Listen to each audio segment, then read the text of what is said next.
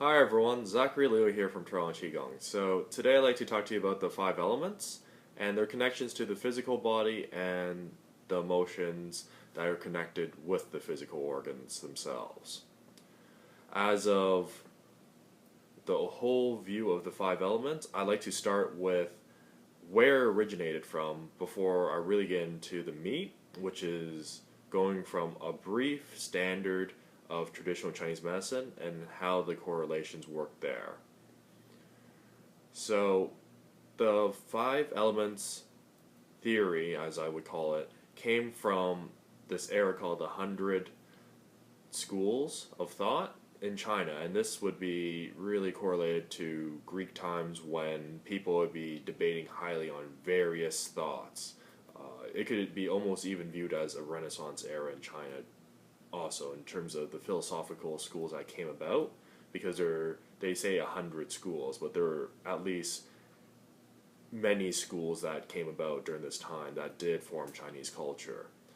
So the school that came up with five elements was called the Yin Yang school, and Yin Yang school basically looked at the world as yin and yang, so masculine and feminine, negative and positive, and then from there they categorized everything into the five elements. The five elements would be wood, fire, earth, metal, water. So when they would view the world and interact with the world, everything could be broken down to a feminine and masculine aspect, a positive and negative aspect being yin and yang, and then they would break things down from the elemental standpoint. So was this item or this person a fire type of person? Was this person water? Was this person wood? Was this person earth? Is this food, water, fire, and all these other things? This school of thought later would influence the Taoist school, as we know, our modern heyday, with being the yin yang symbol. But that yin yang symbol actually came about because of this yin yang school. So technically, that's a yin yang school symbol, not a Taoist symbol.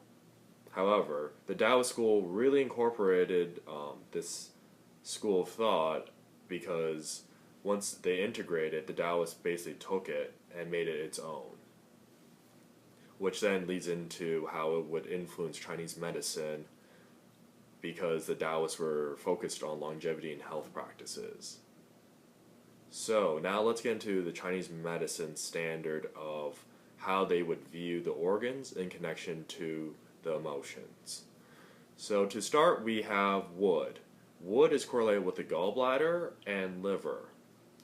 And from a negative spectrum, emotionally, it would be correlated with anger and irritability.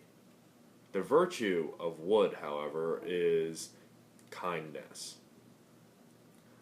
Then we move into fire. Fire is the heart and small intestine, but it could also be broken down to a subset called the ministry fire or ministerial fire, which is the pericardium, and the triple burner or the sanjiao.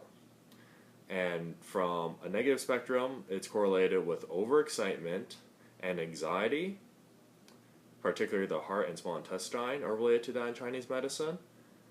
And from a positive spectrum, the virtue would be of unconditional love. Moving then, we get into the earth, and the earth would be correlated with the spleen and stomach. The negative emotions would be worry and overthinking. The positive emotions, however, would be about deep trust. Then we move into metal. Metal would be correlated with the large intestine and lungs. It would be correlated negatively on the idea of grief and sorrow. And from a positive spectrum, it's about integrity. Moving to the final element in the five elements spectrum or chart would be water. And water would be correlated negatively with fear. Its organs are the kidney and bladder. The virtue of water would then be wisdom. With all the 5 elements correlated, this is a very brief overview of what they are. I will in later videos talk about more specifically the range of emotions that are correlated with each organ and element, because there is a range and there is quite a metaphorical story that is connected to them. So I hope you enjoyed this brief overview of the 5 elements in relation to their organs and emotions. And for more information, go to Toronto Qigong. I'll see you there.